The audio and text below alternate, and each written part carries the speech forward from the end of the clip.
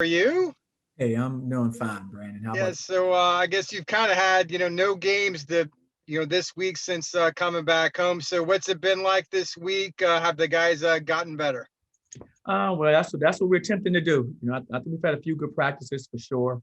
Gave our guys a couple guys who've been a little banged up an opportunity to kind of to continue to heal as well. So, I'm hopeful that it puts us in a positive direction going forward. And coach, you talked about coming out of that game against Tulane, how well you guys passed the ball. You had 22 assists there, 16 assists in the game before that. That part of your game specifically, how do you have to keep that sharp going into Temple? And that's the thing, in practice, we're still coaching them the same way we were earlier. We want to cut down our turnovers. We want to value the ball. We want to value possessions. And we've been teaching that the entire week. And our guys are starting to understand. But a big part of it is them just getting chemistry and continuity with each other. Now the guys are getting familiar with where they like the ball and what they like to do. I think that's been helpful. So I think our guys have had a good week of preparation with regards to working on those things as far as valuing the basketball. And hopefully, it shows up tomorrow. Coach, I heard your interview with Mark Daniels last night. I think you made a comment that Dre Fuller might have been your most improved player this year. Can you kind of expand on that and what Dre has been able to do? The reason I said that because I think Dre's he's had a very good year considering that he missed most of last year as a freshman and he comes back this year and his role has been one of which he's been a starting point guard. He's played the three, he's played the four. And so he's been our most versatile player, and that's what we were talking about yesterday. And he really has been.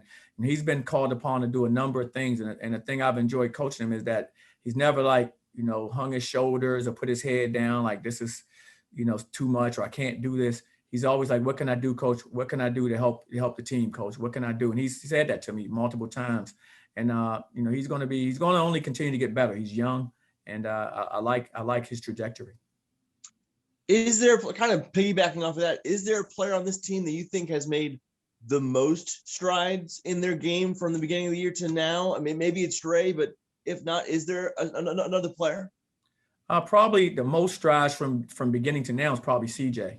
Mm-hmm. He's probably made the most strides as far as, numbers and his improvement, how he's grown. He's getting into a rhythm now, getting into a comfort zone.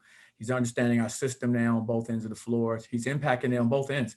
I mean, I don't think he gets the credit for defensively, block shots and changing shots and his activity at, guarding different guys. But he's impacting there. And then, of course, he's starting to impact offensively, consistently now more in double digits and those things. So it's, I would say, CJ has been. You guys are getting ready to play your final two home games. Obviously a strange season. Has it flown by or does it feel like you've been playing a while? I mean, it's about to be March 1st here on Monday.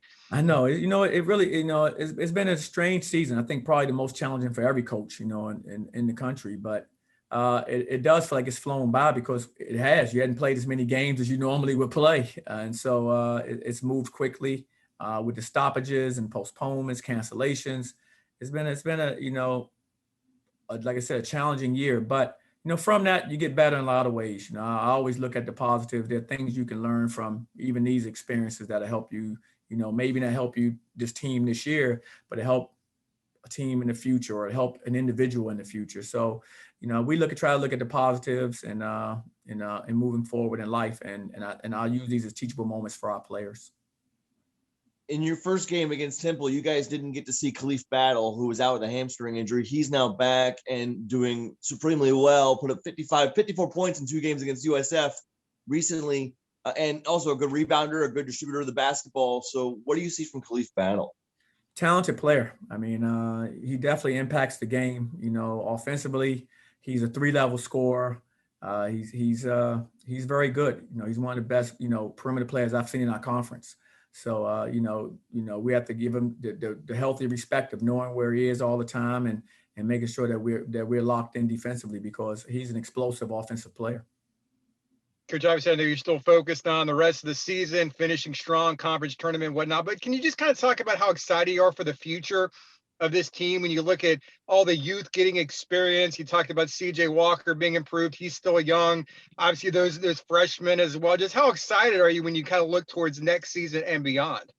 I'm excited about the future of our program. I think it's in a healthy place. I think, like you mentioned before, all the young players that we have out there.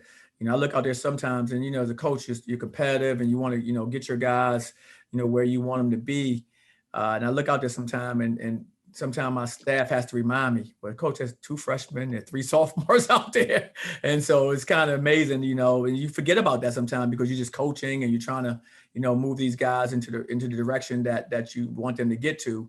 And but no, we think the program's in good shape with regards to young talent, and that's a good thing for our program. And so we just want to keep building, keep helping these young people get better. Like you said, finish out as strong as we can this year. You never know what can happen. And I think we have the type of team that we feel it's not a game that we play that we can't win. So with that type of mindset, you never know what can happen as the season progresses.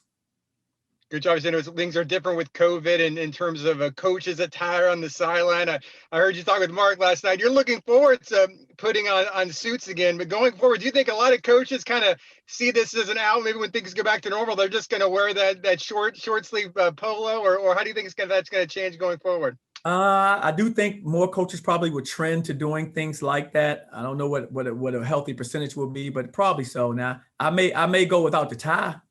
So, but just in thinking about it, and who knows, like you said, after the season's over, we'll really evaluate all of those things as well as we start to look at everything, from top to bottom in our program and how we can get better. That's something that we'll be looking at too, like how as a staff, because, we're all on the same team. How do we want to represent, ourselves, how we want to represent our program. So we'll talk about all those and come up with what we think is the best thing to do.